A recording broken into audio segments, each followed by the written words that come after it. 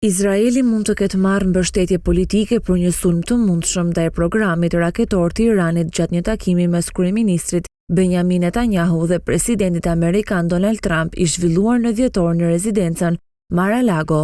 Sipas raportimeve në media, përfshi Reuters, Trump i ka dhënë dritë njëshile Netanyahut se do të mbështeste një veprim ushtarak izraelit ndaj instalimeve balistike të Iranit nëse përpjekjet diplomatike me Teheranin dështonin.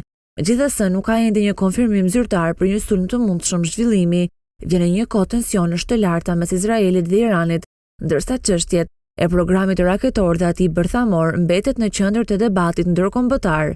Kryeministri i Izraelit Benjamin Netanyahu tha të dielën se çdo marrëveshje midis Shteteve të Bashkuara dhe Iranit duhet të përfshijë heqjen e të gjithë uraniumit të pasuruar nga Irani, si dhe aftësinë e Teheranit për të pasuruar më shumë.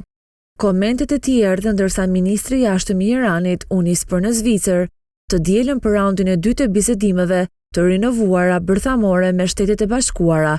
Irani ka më shumë se 400 kg uranium të pasuruar, 60% i cili u pa për herë të fundit nga inspektorët e autoritetit mbikëqyrës bërthamor në qershor, përpara sulmeve izraelite dhe amerikane kundër centraleve bërthamore iraniane. Prandaj dhe Netanyahu bëri thirrje për inspektime të vazhdueshme të programit bërthamor të Teheranit.